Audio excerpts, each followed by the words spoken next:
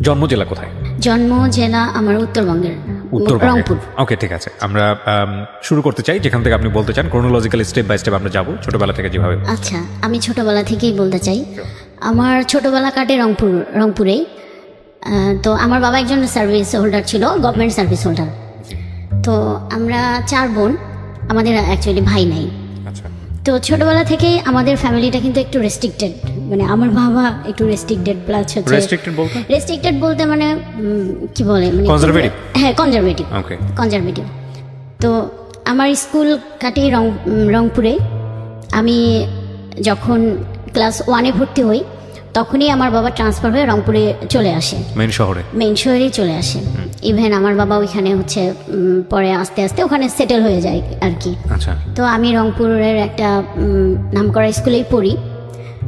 তো সেখানে আমি খুব ভালো স্টুডেন্ট ছিলাম, মানে ক্লাস 1 থেকে 5 পর্যন্ত আমি, মানে আমার মনে হয় না যে আমি কখনো সেকেন্ড হয়েছি। জি, আমি ফার্স্ট হয়েছি। এবং হচ্ছে ক্লাস 5-এর বৃত্তি পরীক্ষা আমি স্কলারশিপও পেয়েছি।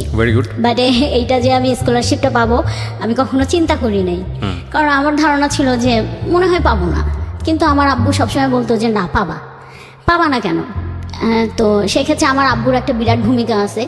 দেখা যায় তো আব্বু সারাদিন অফিস করার পর আমাকে পড়াইতো। হ্যাঁ, তো সেক্ষেত্রে আমার একটু বিরক্তও লাগতো। ছোট মানুষ ছিলাম তখন, একটু খেলতে যাইতে পারতাম না। তো আমি আম্মুকে বলতাম যে আম্মু সবাই খেলে, আমি কবে খেলতে পারবো। আর আমাদের বাসা, আমাদের আমাদের অফিস থেকে, মানে আব্বুর অফিস থেকে আমাদের একটা কোয়ার্টার দিয়েছিল, সরকারি কোয়ার্টার। তো আমরা আমাদের ছোটবেলা ওইখানেই বেড়ে ওঠা। তো দেখা যাইতো যে আমার আরো যে 2টা ছোট বোন আছে, তারা খেলতো, আমি খেলতে পারতাম না। এই কারণে আমার নানান কমপ্লেন ছিল আমার আম্মু আব্বুর প্রতি। তারপরে এই আর কি, ওখান থেকে আমি খুব ভালো রেজাল্ট নিয়ে স্কুল শেষ করলাম। তারপরে আমি একটা গভর্নমেন্ট স্কুলে ভর্তি হইলাম। হওয়ার পর ওইখানে আমি ক্লাস, মানে এসএসসি পর্যন্ত খুব ভালোভাবেই আমার পড়াশোনা ছিল। তো এর মধ্যে নানান ধরনের প্রপোজাল পাই, যেটা হয় আর কি। তো আমার তখন কিন্তু সেই মুহূর্তে ওই ধরনের কোনো ইচ্ছা ছিল না, বোঝারও বয়সও হয় না, ইচ্ছাও ছিল না। কিন্তু আমার ভালো লাগতো, আমি খুব এনজয় করতাম। এবং প্রত্যেকটাই হচ্ছে আমি আমার আম্মুকে গিয়ে বলতাম, আম্মু জানো অমুক একটা ছেলে আজকে স্কুলে আসতে আমাকে চিঠি দিয়েছে। এবং প্রত্যেকটা চিঠি কিন্তু আমার আম্মু পড়তো। তো মানে আমার বাবাকে খুব ভয় পাইতাম। মানে যত স্কুল এসএসসি পর্যন্ত এসে আমার বাবার সাথে একটু গ্যাপ ক্রিয়েট হয়েছে, মানে তো একটু বড় হয়ে গেছি, তখন মনে হচ্ছিল যে একটু নিজের মতো চলবো। তো এইভাবে আমার স্কুল লাইফটা শেষ হইলো। এসএসসিও আমি মোটামুটি খুব ভালো করে মানে পাশ করে গেছি, যেটা এক্সপেকটেশন ছিল সেটা হয়তো পারি নাই, বাট রেজাল্ট খুব খারাপও হয় নাই। আচ্ছা। তো এরপরে আসলো আমার মেইন পয়েন্টও না, মানে আমার কলেজ জীবন। আমি গভর্নমেন্ট সরকারি ওমেন্স কলেজে ভর্তি হইলাম। ওখানেও ভর্তি হওয়ার পরে এই যে এখান থেকে কিন্তু আমার বাবার সাথে আমার আরো একটু বেশি গ্যাপ ক্রিয়েট হইল। কারণ আছে কি? কারণ আছে বলতে এই যে মানে আমি খুব ভালো স্টুডেন্ট ছিলাম, আমি সায়েন্স নিয়ে পড়াশোনা করছি। তো আমি খুব ভালো একটা স্কুলে চান্স পাইছিলাম। আনফরচুনেটলি আমি সায়েন্সে চান্স পাই নাই, আমি আর্টসে চান্স পাইছি। কিন্তু আমার আব্বুর খুব ইচ্ছা ছিল আমার একটা মেয়ে ডাক্তার হবে। এর মধ্যে একটা কথা বলি, সেটা হচ্ছে আমার বড় আপুর কিন্তু ক্লাস 9-এ কি 10-এ বিয়ে হয়ে গেছে, কারণ আমার বড় আপু খুব সুন্দরী ছিল। মানে এত পরিমাণ ছেলেদের অত্যাচার ছিল আমাদের, ফ্যামিলি থেকে দিয়ে দিয়েছে। কিন্তু আমার বড় আপু মানে বিয়ের পরেও কিন্তু সে কিন্তু মাস্টার্স কমপ্লিট করছে। আমার দুলাভাই বাইরে ছিল। তো এর মধ্যে আমি, বড় আপু তো শ্বশুর বাড়িতে চলে গেছে, ওখান থেকে পড়াশোনা, সে তার মতো আর কি সংসার জীবন করতেছে। তো আব্বু এখন চিন্তা করতেছে আমার একটা মেয়েকে তো আমি অনেক তাড়াতাড়ি বিয়ে দিয়ে দিছি, আর ওই মেয়েটার থেকে আমার এই মেয়েটা অনেক ভালো, পড়ালেখায় অনেক ভালো, বাকি 2টা তো এখনো ছোট। তো আব্বুর এটা ছিল যে তুমি সায়েন্স নাও। এখন আমার কথা হলো যে আমি খুব ভালো একটা স্কুলে চান্স পাইছি, মানে আমি ওই স্কুলটা ছাড়তে চাইতেছিলাম না। সায়েন্স আর্টস কোনো ফ্যাক্ট না, কিন্তু আব্বু এটা নিয়ে খুব একটু রিয়াক্ট করছে। আমি আর আম্মু অলমোস্ট ভর্তি হইতেও গিয়েছিলাম ওই স্কুলে। ঠিক যে টাইমে আমি ফর্মটা ফিল আপ করবো, ওই টাইমে আব্বু ফোন দিয়ে আম্মুকে বলছে যে না, আমি ওখানে পড়াবো না, তুমি ওকে নিয়ে আসো। আর ছোটবেলা থেকে আমরা যেটা দেখতাম যে আব্বু একটু খুব রাগী, আব্বু যেটা বলতো আম্মু সেটাই করতো, আর আমরা সেটাই করতাম। তো আম্মু আমাকে বললো যে যাই হোক তোমার বাবা যেটা চাইতেছে সেটাও তো খারাপ না, তুমি একটু চেষ্টা করো, পাবা। কিন্তু আমার কেন জানি ভাইয়া তখন হয়েছিল যে আমি হয়তো সায়েন্সটা নিয়ে পড়তে পারবো না। কেন জানি আমার মনে হয়েছে যে আমি হয়তো এসএসসিটা যে পরিমাণ একটা রেজাল্ট আমার আশা ছিল সেটা হয় নাই, আমি মনে হয় সায়েন্সটা পারবো না। আমি আম্মু আব্বুকে কাউকেই বুঝাইতে পারিনি। আচ্ছা। তো আব্বু আমাকে কি করলো, নিয়ে আসলো ওখান থেকে। নিয়ে আসার পর আমি সায়েন্সে ভর্তি হইলাম। এক পর্ব খুব জোর করেই ভর্তি হইলাম। আচ্ছা। আমার মনটা ওইখানে একটু ভেঙে যায় যে আমাকে চাপাই দিল। যাই হোক, বাসা থেকে ক্লাস করতেছিলাম। বাসা থেকে ক্লাস করতে আমার একটু অসুবিধা হচ্ছিল, কারণ কলেজটা একটু অনেক দূরে ছিল। একটা সময় আমি আব্বুকে গিয়ে বললাম, আব্বু আমার বাসা থেকে কলেজটায় যেতে অনেক সমস্যা হয়, তো আমি যদি একটা হোস্টেলে উঠি। আমাদের কলেজে হোস্টেল ছিল। তখন কি সেটা রংপুরে? জি ভাইয়া, রংপুরে। তো আব্বু বলছে যে না, কি এমন অসুবিধা হয়, আমি তো তোমাকে প্রতিদিন বাইকে করে নামাই দিই। তাই আমি বলছি, আব্বু প্রতিদিন বাইকে করে নামাই দিলে অনেক সময় হয় কি ক্লাসটা যেতে লেট হয়ে যায়, আর বাসায় আসতে আসতে আমারও খুব টায়ার্ড লাগে, পরে আর মানে রাতে বেশিক্ষণ আমি পড়তে পারি না, ঘুমাই যাই। তো এরকম করে 6 মাস আমি বাসা থেকেই ক্লাস করছি। 6 মাস পরে আমাদের এমনি একটা পরীক্ষা হয়। সে পরীক্ষাটার মধ্যে আমি খুব একটা ভালো রেজাল্ট করতে পারি নাই। তখন কিন্তু আমাদের রেজিস্ট্রেশন হয় নাই। তো সেখানে আমি কেমিস্ট্রি, এটা আমার মাথায় কিছুই ঢুকতো না। অন্যান্য সাবজেক্ট আমার কোনো প্রবলেম নেই, কিন্তু হ্যাঁ, কেমিস্ট্রিটা আমার মাথায় ঢুকতো না। আমি 6 মাস ক্লাস করার পর আব্বুকে বলছি, আব্বু এখনও তো রেজিস্ট্রেশন হয় নাই, আমি কিন্তু চাইলে চেঞ্জ করতে পারি, কারণ আমার মনে হয় যে আমার কেমিস্ট্রিটা একদমই মাথায় ঢুকতেছে না। তো আব্বু বলতেছে, না না সমস্যা নেই, আমি আরও 2টা মাস্টারের জায়গায় আরও 3টা মাস্টার রাখবো। মানে ওনার মেন পয়েন্টটা ছিল আমাকে ডাক্তার বানাবে, যেভাবেই হোক। তো এরকম করে আমি আব্বুকে বুঝাইতে পারলাম না। আমি রেজাল্টও এদিকে খুব একটা ভালো হইল না। হোস্টেলে চলে গেলাম। হোস্টেলে সিট পাইতে অনেক কষ্ট করতে হয়েছে, কারণ অলমোস্ট তখন ফুল, কোনো রুম পাই নাই। তখন আমার ওই হোস্টেলের একজন আমার রিলেটিভ ছিল, আমার সম্পর্কে মামা হয়। আব্বু ওনার সাথে কথা বললো যে আমার মেয়ের তো এরকম আসতে খুব অসুবিধা হয়, আপনি যদি একটা ব্যবস্থা করেন।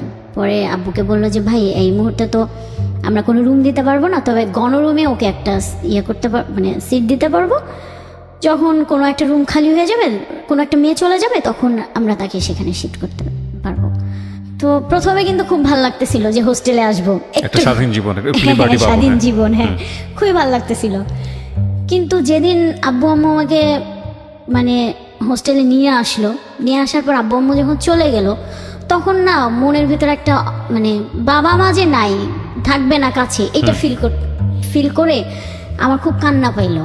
পরে আব্বু বললো যে আচ্ছা তুমি কান্নাকাটি করো না, আমার তো অফিস এইদিকেই, আমি যাওয়ার সময় একবার দেখা করে যাব। আর আম্মু তো জানেনি ভাইয়া মায়েরা কি হয়। পরে আব্বুকে বলতেছিল যে মেয়েটাকে জোর না করলেও পারতা। যাই হোক, হোস্টেল জীবন আসলাম। 1 সপ্তাহ খুব খারাপ লাগছে, অ্যাডজাস্ট করতেও খুব কষ্ট হয়েছে, কিন্তু খুব একটা সমস্যা হয় নাই আমার, কারণ আমি আমার স্কুলের কিছু পরিচিত ফ্রেন্ড পাইছি। তো যে কারণে, এবং ওরা মোটামুটি আমার খুব ক্লোজই ছিল, যে কারণে আমার অ্যাডজাস্ট করতে সমস্যা হয় নাই। তো এইভাবে হোস্টেল জীবন কাটতেছিল। একটা পর্যায়ে গিয়ে আমি একটা রুম পাই, এবং ভাই আমার কপালটা এত ভালো, আমি যে রুমটা পাই সেখানে আমার ওই স্কুলের বান্ধবীরাই ছিল। 2 জন ছিল, আর 2 জন, আর একটা মেয়ে ছিল, সে আমাদের স্কুলের না, বাট ওর সাথেও কেন জানি মানে ওই একদিনেই খুব তাড়াতাড়ি আমরা ফ্রি হয়ে গেলাম। হ্যাঁ, তো এরপরে হোস্টেল জীবন খুব মানে ভালোভাবে কাটতেছিল। হাসি কান্না, দুষ্টামি, প্রচুর দুষ্টামি করতাম আমি আমার মনে আছে আমি দুষ্টামির জন্য ম্যাডামের মাইরও খাইছি কলেজে পড়ি। তো আবার পড়াশোনা তখন একটু মানে আমি ফিল করতে পারতেছিলাম যে একটু পড়াশোনার বাইরে থেকে আমি চলে যাচ্ছি, কিন্তু ওই যে ছাড়া একটা জীবন পাইছি না, এতদিন তো বাধা ছিলাম এটাতে, ফ্রেন্ডদের সাথে গল্প মজা দুষ্টামি যেটা বলে, এইটার কারণে। আর আমার নামে প্রতিদিনই কমপ্লেন ছিল হোস্টেল সুপার ম্যাডাম ছিল, তো ওনাকে আমরা খুব ভয় পাইতাম, মানে উনি আসা মানে ভাই একটা আতঙ্ক। তারপর এইভাবে আমার এসএসসি রেজাল্ট ফার্স্ট টাইমে একটু খারাপ হইলো। HSC or SSC? না এইচএসসি, ইন্টারমিডিয়েট। প্রথম আমার খারাপ হয়ে গেল, আমি রেজাল্ট বের হইলো, তখন আমি মানে বোর্ড পরীক্ষা খারাপ করলাম, বোর্ড পরীক্ষায় খারাপ হয়েছে। সেকেন্ড টাইম আবার দিয়েছেন? হ্যাঁ, সেকেন্ড টাইম আবার দিয়েছি। ওই রেজাল্টটা খারাপ যখনই হইলো তখনই মানে আব্বুর সাথে আবার আরো দূরত্ব বেড়ে গেল। কারণ আমার থেকে আমার বাবা বেশি কষ্ট পাইছে। কারণ আমার বাবার খুব ইচ্ছা ছিল যে আমি যদি পাশও করতাম, বাবা যেভাবেই হোক আমাকে মেডিকেলে পড়াইতো।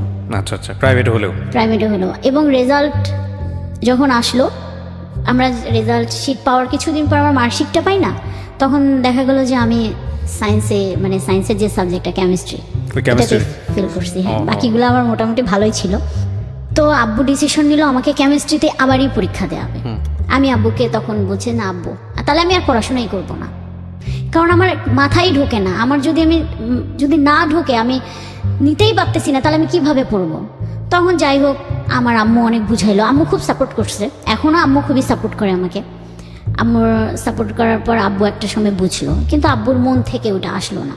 যাই হোক, আমি পরের বার নতুন করে আবার ভর্তি হইলাম হিউম্যানিটিস না ভাই, আমি কমার্সে ভর্তি হইলাম। তখন আব্বু বললো, ঠিক আছে হিউম্যানিটিস না, কমার্সে তুমি ভর্তি হও। কমার্সে ভর্তি হইলাম। যাই হোক, কমার্সের রেজাল্টও আমার খুবই ভালো হইলো। খুব ভালো বলতে মোটামুটি ভালো। তারপরে এখন ভার্সিটি পরীক্ষা, অনেকগুলো ভার্সিটি পরীক্ষা দিয়েছি, কিন্তু আমি চান্স পাইনি। ঢাকা ভার্সিটিতে আমি ইংলিশে ফেল করছি, নাহলে আমার অনেক ভালো স্কোর ছিল। ইংলিশে ফেল না করলে আমার মনে হয়ে যাইতো। এইটাতেও আব্বু বড় একটা ধাক্কা খাইল। তারপরে আমি তখন চিন্তা আসলো, আমার সব ফ্রেন্ডরা ঢাকায় ভর্তি হইতেছে, আমি ঢাকায় ভর্তি হব। আব্বুর আগে বললো, আমি তোমাকে আর ঢাকা টাকা কোনো কিছুই নেই না, রংপুরে আমাদের এখানে রংপুরে আমাদের এখানে ভার্সিটিও আছে, যেটা রোকেয়া বিশ্ববিদ্যালয় এখন হয়েছে, আর খুব ভালো একটা নাম করা জাতীয় বিশ্ববিদ্যালয় আছে। তো বললো যে এই দুইটার মধ্যে তোমাকে আমি একটা ভর্তি করাই দেবো। কিন্তু আমার ওই যে ঢাকায় আসবো আমি, সব ফ্রেন্ডরা ঢাকায় গেছে, ওরা সবাই ঢাকা থেকে বাসায় আসবে, আমার সাথে দেখা হবে, আমি এখানে এখনো পড়ে আছি। কারণ মানে এমনও স্টুডেন্ট ঢাকায় ভর্তি হয়েছে, আমার কাছে ওইটাই মাথার মধ্যে ঢুকছে যে তারা আমার থেকে মানে অনেক খারাপ স্টুডেন্ট ছিল। আমি তো ভালো ছিলাম, আমি কেন ঢাকায় পড়বো না? সে এসে বলবে আমি ঢাকায় পড়ি, আমার এটা কেমন লাগবে না? এই একটা জেদ থেকে আব্বুর আমার জেদের কাছে পারলো না। আর আব্বু বলছে, ঠিক আছে আমি ঢাকায় তোমাকে ভর্তি করাই দিই। তো আমার এক ভাইয়া তখন মার্চেন্টাইজিংয়ে পড়াশোনা করে শান্তমরিয়ামে, ভাইয়ের সাথে কথা বললো। আমাদের ঢাকায় তখন মোটামুটি রিলেটিভ থাকলেও মানে ওই রকম কারোর সাথে তেমন কোনো আমাদের যোগাযোগ ছিল না। আমার ওই ভাইয়া ছিল আমার মেজো মামার ছেলে। তো আব্বু ভাইয়ার সাথে কথা বললো। তো ভাইয়া আমাকে বললো, আচ্ছা ঠিক আছে, মানে আব্বুকে বললো যে ঠিক আছে ফুপা, আপনি তাহলে ওকে নিয়ে আসেন, আমি দেখি এখানে ফর্ম। তো আমার আবার ইচ্ছা ছিল ফ্যাশন ডিজাইনিংয়ে পড়বো, শান্তমরিয়াম। তো শান্তমরিয়াম ফ্যাশন ডিজাইনিংয়ে পড়বো। আব্বু এটাতে রাজি হইলো যে আচ্ছা ঠিক আছে পড়ো, এখন আমি তোমাকে কোনোটাই বাধা দেবো না, তোমার যা ভাল লাগে তুমি পড়ো, কারণ you are out of my track. হ্যাঁ, পরে ফ্যাশন ডিজাইনিংয়ে পড়বো, এই একটা খুবই মানে এক্সাইটেড। আমি ঢাকায় আসলাম, যেদিন আমি ভর্তি হব ওই দিন আমি ফর্ম ফিল আপ করবো, ঠিক ওই মুহূর্তে আবার আমার বাধা। আমার ওই ভাই আমার বাবাকে বুঝাইলো, না না ফ্যাশন ডিজাইনিংয়ে মেয়েরা পড়ে না, তো মেয়েরা উচ্ছৃঙ্খল, মানে খুবই অধ্যত টাইপের হয়, তো দরকার নেই, ওকে বিবিএতে ভর্তি করাই দেন। এই যে আমার বাবার মাথায় ওখানে ঢুকাইলো। আমার বাবা চিন্তা করলো, তাই তো আমাকে ছাড়া ফ্যামিলি ছাড়া থাকবে যদি আমার মেয়েটা এরকম হয়ে যায়। তো আমাকে ওইখানেই আব্বু আবার বললো যে না, ফ্যাশন ডিজাইনিংয়ে পড়া যাবে না, তুমি এটাতেই ভর্তি হও, না হলে তুমি আমার সাথে চলো। কি আর করার, ভার্সিটিতে ভর্তি হইলাম। প্রথম ক্লাস সব কিছুই মিলে খুবই ভালো লাগলো। তো আমাদের ভার্সিটিতে হয়েছে কি ভাইয়া, আমার 5 জনের একটা গ্রুপ হয়েছে। আর আমার না ছোটবেলা থেকে একটা খুব মানে কি বলবো, আমি মেয়েদের সাথে খুব কম মিশতাম, জানি না কেন। মানে আমার ছেলে ফ্রেন্ড ছিল প্রচুর, ছেলেদের সাথে আমি কমফোর্ট, এটা হয় ন্যাচারালি, যার যেটা ভালো লাগে। তো আমার ওই গ্রুপের মধ্যেও দেখা গেছে যে মানে আমি আর আমার একটা বান্ধবী আর বাকি 3টা ছেলে, মানে খুবই ভালো একটা আমাদের বন্ডিং হইলো। তো এরকম চলতেছে। এদিকে মানে ফ্যামিলি থেকে আমার বাবা ওই যে মন খারাপ করার পর আমার সাথে একটু কম কথা বলে, তারপরে জোর করে ঢাকায় আসছি, কিন্তু আমাকে সাপোর্ট করছে আমার পড়াশোনার খোঁজ খবর আমার বাবা ভার্সিটি পর্যন্ত নিছে, যে কারণে হয়তো আমি পাশ করে গেছি বা মানে এত দূর আগাইতে পারছি। তো আমি ভার্সিটি লাইফে ফাঁকি দিতে পারিনি, কোনো স্কোপ ছিল না। বাবা রংপুরে থাকলেও দেখা যেত যে আমাকে ওইখান থেকে কন্ট্রোল করতো। আমাকে ফোন দিছে একটা, জাস্ট খুব নর্মাল। আপনি শান্তমণিয়ামে যখন পড়তেন তখন থাকতেন কোথায়? আমি তখন হ্যাঁ তখন না, ফার্স্ট টাইমে আমি হচ্ছে আপনার হোস্টেলে উঠছিলাম, কিন্তু আমার 6 মাস পরে, তখন তো আমি নতুন ঢাকায়, আর আমি কিছু বুঝিও নাই। আমার পানিতে একটা প্রবলেম হয়েছিল, যেটা হয় আর কি সাধারণত ঢাকায় আসলে। শুধু জন্ডিস না, আমার অনেকগুলো রোগ হয়েছে। তো আমার টাইফয়েড হলো, এবং এত খারাপ অবস্থা, আমি আইসিইউতে ছিলাম। আচ্ছা। তো এরপরে আব্বু চিন্তা করলো যে তাহলে ওকে আর হোস্টেলে দেওয়া যাবে না। আর তখন আব্বু বললো তাহলে কি করবা, তুমি কি আসবা? আমি বলছি না আব্বু, আমি আসবো না, আমি এখানেই পড়বো। তো আব্বু বললো যে আমরা তো অনেক দূরে, চাইলেও তো যেতে পারি না। আর তোমার আমার এর মধ্যে বলি, আমার তখন একটা ছোট বোন, খুবই ছোট, আপনার 4-5 বছর, আর আমার ছোটটা তখন স্কুলে পড়ে, ক্লাস 9 কি 10 পড়ে। তো দুইটাই ছোট ছোট মোটামুটি। এখন এই দুইটাকে ছেড়ে তো আম্মুর ঢাকায় এসে থাকা সম্ভব না। পরে আম্মু বললো যে তাহলে এক কাজ করি, ওকে একটা সাবলেটে তুলে দেই, কারণ যদি ম্যাচ করে থাকে আমি গিয়ে ওখানে অনেকদিন স্টে করতে পারবো না। তারপরে আমি উত্তরায় ছিলাম ভাইয়া, উত্তরায় একটা বাসায় আমি সাবলেট ছিলাম। তো আম্মু দেখা যেত আমাকে ঢাকায় 6 মাস, বাড়িতে 6 মাস, এরকম করে করে আমার আম্মু থাকা শুরু করলো। আপনার এখানে 6 মাস, বাড়িতে 6 মাস? বাড়িতে 6 মাস, হ্যাঁ। এর মধ্যে হইলো তখন আমি আমার 4th সেমিস্টার, 3rd সেমিস্টার শেষে 4th সেমিস্টারে আমি উঠছি। তো এর মধ্যে আমাকে আমার আব্বু একটা মোবাইল কিনে দিয়েছিল। আচ্ছা, এই প্রথম মোবাইল, এই প্রথম বলতে আমার এই প্রথম অ্যান্ড্রয়েড যে মোবাইল, আপনার স্যামসাং একটা মোবাইল কিনে দেয়। এরপরে তো আমি সবাই চিন্তা করলাম যে আমার এতদিন ছোট মোবাইল ছিল, আমি তো ফেসবুক ইউজ করতে পারতাম না। তো আমি একটা ফেসবুক অ্যাকাউন্ট খুলি। ফেসবুক অ্যাকাউন্ট খোলার পর ওই নানান ধরনের হচ্ছে ফ্রেন্ডদের সাথে গল্প আড্ডা, এটা সেটা। কিন্তু এর মধ্যে আমি যতই দুষ্টামি করি না কেন, পড়াশোনাটা করতাম। আমি যে 1 ঘন্টায় পড়তাম, আমি 1 ঘন্টা পড়াশোনাই করতাম।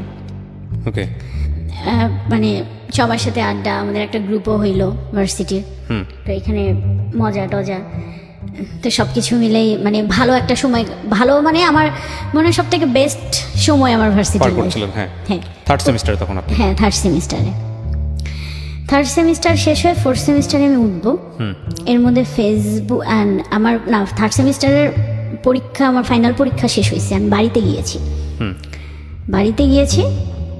তো আমার যতটুকু মনে পড়ে, ওটা একদম আমাদের রংপুরে তো অনেক শীত, ডিসেম্বর মাসটা প্রচন্ড শীতের টাইম। তো ওই আমি তখন বাড়িতেই ছিলাম, পরীক্ষা শেষ হয়েছে, বাড়িতেই ছিলাম। তো এর মধ্যে হচ্ছে ফেসবুকে অনেকদিন পর ওই যে ঘাটাঘাটি করতে করতে একটা মেসেজে গিয়ে আমার চোখ আটকাইছে। এখানে একটু কথা বলি ভাইয়া, সেটা হচ্ছে যে আমি স্কুল লাইফ বলেন, কলেজ লাইফ বলেন, ভার্সিটি লাইফ বলেন, আমার ছোট থেকে একটা না জিনিস কাজ করতো। অনেক আমাকে অনেকে প্রপোজ করছে, অনেক ছেলেরা করছে, কিন্তু এই যে প্রেম, যে বিষয়টা প্রেম করব, এই জিনিসটা না সিরিয়াসলি একটা রিলেশনশিপে যাব, এই জিনিসটা আমার তখনও পর্যন্ত আসতো না। আর আমার ছোটবেলায় থেকে একটা জিনিস ছিল, না আমি কেন একই ক্লাসের ছেলেদের সাথে প্রেম করব, কেন আমি অন্য বড় ভাইদের সাথে প্রেম করব। আমার না ছোটবেলা থেকে আমি জানি না, মাথায় একটা জিনিস ঘুরতো, আমার থেকে 10-12 বছরে বড় হবে এরকম কেউ আমাকে প্রপোজ করলে আমি এদের সাথে প্রেম করব। এরকম একটা আমার ছিল, জানি না কেন। তো বাসায় ওই টাইমটায় কোনো কাজ নেই, পরীক্ষা টরীক্ষাও শেষ হয়েছে। আর তখন ওই টাইমটা আমাদের বাসায় আবার খুব সব আত্মীয় স্বজন ছিল, বলতে আমার বড় বোন আসছে অনেকদিন পর। এটা নিয়ে পুরো একটা বাসার একটা খুব ভালো মোমেন্ট ছিল। তারপরে তো আমি একদিন শুয়ে আছি দুপুরবেলা, হঠাৎ করে আমার একটা মেসেজটা অনেক দিন আগে পাঠাইছে, আমি এটা খেয়াল করি নাই। আমার এখনো মনে আছে 25 তারিখ হবে। কেউ একজন, তখন চেনেন না আপনি? হ্যাঁ, চিনি না। সে আমাকে একটা মেসেজ দিছে, সে ডিরেক্ট এইভাবে বলছে, তোমাকে আমার ভাল লাগে, আমি তোমার সাথে রিলেশন করব, তুমি যদি রাজি থাকো আমাকে ইয়েস বলো, না থাকলে এই পর্যন্ত স্টপ। এটা কি ফেসবুকের ইনবক্স করেছে? ফেসবুকে ইনবক্স করেছে। চিন্তেন আপনি আইডি দেখে চেনা গেল ছেলেটাকে নাকি? না, আমি তখন খেয়াল করিনি আইডিটা। আমি না ওই রকম একটা মেসেজ দেখে আমার খটকা লেগেছে যে কে, খটকা থেকে আমার বেশি একটা ইন্টারেস্ট লেগেছে। কেন লেগেছে যে সে একদম আমাকে ডিরেক্ট বলছে। তো আমি কিছুক্ষণ চিন্তা করছিলাম ওইটা নিয়ে, চিন্তা করে কি রিপ্লাই দেবো। আমি ভাবলাম যে না থাক, এরকম কতজনে কি দেয়, রিপ্লাই দেবো না। তো আমি ওই দিন আর রিপ্লাই দেই নাই, কিন্তু আমার মাথার মধ্যে কিন্তু ওই জিনিসটা আছে, কে কে কে না একটু আমি দেখতেই তো পারি। একদিন পর আমি ফেসবুকে মানে তার চিন্তা মানে প্রোফাইলটা গিয়ে আমি ভালো করে দেখতেছিলাম। তো দেখতে মানে প্রথম প্রোফাইল পিকচারটা দেখেই না আমার চোখটা আটকে গেছে। মানে আর আমি বলি আমার খুব লম্বা ছেলেদের প্রতি একটা উইক কাজ করে। ওকে ওকে, ছেলেটা না খুব লম্বা, মানে খুব স্মার্ট, যা হয় কি ছেলেরা স্মার্ট, মেয়েরা যেরকম একটা ছেলে পছন্দ করে মানে তাদের হচ্ছে স্বপ্নের নায়ক থাকে না, যে মানে স্বপ্নের একটা চিন্তা করে যে এরকম হবে ওরকম হবে, ঠিক ওরকমই ছিল। তো আমার না দেখে খুব ভালো লাগতেছিল। পরে আমি স্ক্রল করে করে আপনার হচ্ছে প্রত্যেকটা ছবি দেখার পরে আমি কোনো রিপ্লাই দেই নাই। আমার ভালো লাগছে কিন্তু আমি রিপ্লাই দেই নাই। আমি দেখি কি করে। ঠিক তার একদিন পরে ছেলেটা দেখি আমাকে আবার টেক্সট করছে, কি ব্যাপার তুমি কিছু জানাইলা না? তখন আমি রিপ্লাই দিয়েছি যে আপনি কি আমার সম্পর্কে জানেন না আপনি আমাকে দেখছেন?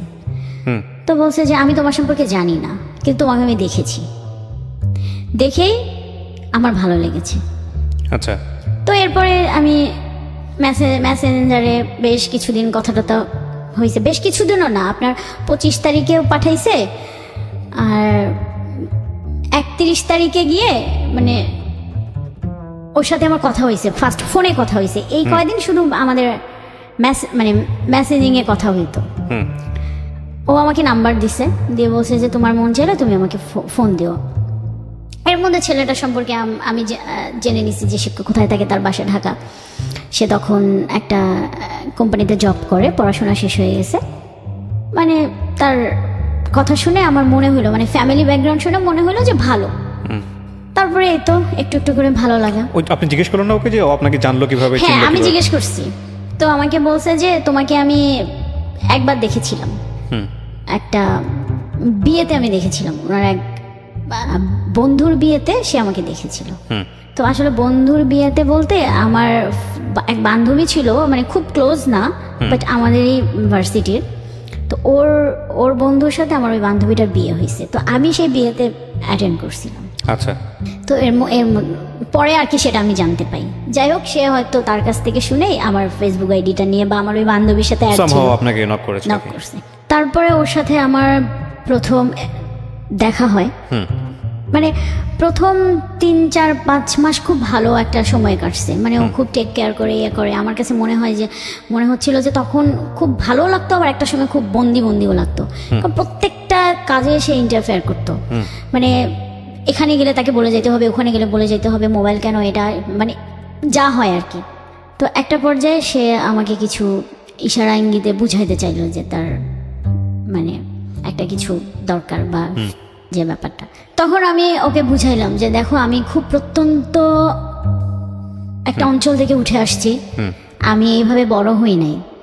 তোমাকে আমার ভালো লেগেছিল, আমার মনে হয়েছিল যে তোমার সাথে আমার রিলেশন একটা ক্রিয়েট করা যায়, এবং তুমিও সিরিয়াস, আমিও সিরিয়াস ছিলাম।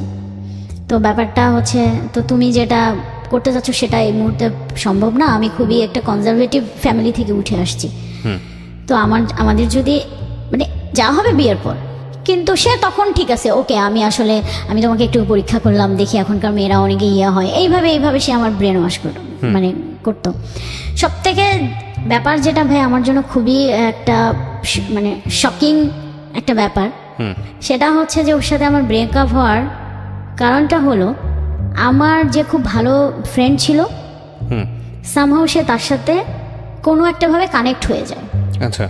কানেক্ট হওয়ার পর তাদের মধ্যে একটা রিলেশন ক্রিয়েট হয়, যেটা আমি জানতাম না। মানে মানে সে আমাকে বুঝতে দেয়নি। মানে হয় না যে অন্যদিকে ডাইভার্ট হয়ে গেলে আমার দিক থেকে সরে আসা বা একটু সময় কম দেওয়া, মানে আমি কোনোভাবেই বুঝতে পারিনি। তো একদিন যখন ব্যাপারটা আমার সামনে চলে আসলো, খুব বাজেভাবেই সামনে চলে আসছে, তখন আমার অবস্থাটা এতটাই খারাপ ছিল, আমি ওকে মানে তখন ওর প্রতি আমার এত একটা ব্যাড ইমপ্রেশন যেটা বলেন, মানে এত একটা খারাপ অনুভূতি তৈরি হইলো যে আমি ওকে যে জিজ্ঞাসা করব সেই রুচিটাও আমার হয় নাই। মানে আমার কাছে মনে হলো যে এটাই কি লাইফের একটা পার্ট, এটার জন্য কি মানে এত বড় একটা মানে সে আমাকে কষ্ট দেবে, ওই যে ওইখান থেকে আমার মাথার মধ্যে একটা ইয়ে ঢুকছে যে এটাই বুঝি লাইফের একটা পার্ট, ভালোবাসা কিছু না। আমার তো কোনো কমতি ছিল না, কিসে কমতি, এটাই আমার সবসময় মনে হইতো। আচ্ছা, তো এরপরে যাই হোক, সে অনেকবার আমার সাথে যোগাযোগ করার চেষ্টা করছিল। আমার ওইখান থেকে ওই দিনের পর থেকে একদমই টোটালি ক্লোজ। এরপরে আমার মাঝখানে খুব বাজে একটা অবস্থায় গিয়েছিল, কারণ রিলেশন ব্রেকআপ হয়ে গেছে, একটা এতদিনের অভ্যাস। এই একটা ঘটনাকে কেন্দ্র করে আপনার রিলেশনশিপ ব্রেকআপের দিকে চলে গেছে। ওকে। তো তখন আমি চিন্তা করলাম, না আমি আর কোনো রিলেশনশিপেই জড়াবো না, আমার এসবের দরকার নাই, আমি পড়াশোনা করি। আচ্ছা, বাট এটা নিয়ে আপনার মধ্যে মেন্টালি কোনো ইফেক্ট তৈরি হলো না? মেন্টালি ইফেক্ট তৈরি হয়েছিল, কিন্তু তখন আমার ফ্রেন্ড আমাকে খুব সাপোর্ট দিছে যে তুমি পড়াশোনায় মনোযোগ দাও, অন্য কোনো মানে কাজকর্মে বেশি বেশি করে তুমি ইয়া করো, ফোকাস করো, পড়াশোনাটা করো। তারপরে আমার সব থেকে, আমি আম্মুর কথা না বললেই হয় না, আম্মু আমাকে খুবই সাপোর্ট করছে। ওকে, বাট আপনি শেয়ার করেছিলেন সবার সঙ্গে? আমি আমার আম্মুর সাথে শেয়ার করছি, আম্মু খুবই সাপোর্ট করছে। আম্মু আমার সাথে ফ্রেন্ডের মতো মেলামেশা করছে। তো যে কারণে না মানে আমার ফ্যামিলি বলেন, আমার ফ্রেন্ড সার্কেল বলেন, আমি না খুব তাড়াতাড়ি ওইটা কাটায় আসছি। কিন্তু ভাইয়া কাটায় আসলেও ওই যে আমার মাথার মধ্যে ওইটা চেপে বসছে যে আসলে ভালোবাসা কিছু নাই, ভালোবাসা যদি আমরা ধরে রাখতে চাই তাহলে এটা দরকার, নাহলে এত ভালোবেসেও আমি একটা মানুষকে কেন ধরে রাখতে পারলাম না। আমার মাথার মধ্যে ওইটা চেপে বসছে। যাই হোক, তারপরে আমার এরকম কোনো ইয়ে ছিল না। আমি পড়াশোনা শেষ করলাম আমি 2016-তে। আমার বিবিএ শেষ হয়ে গেল। এর মধ্যে আমি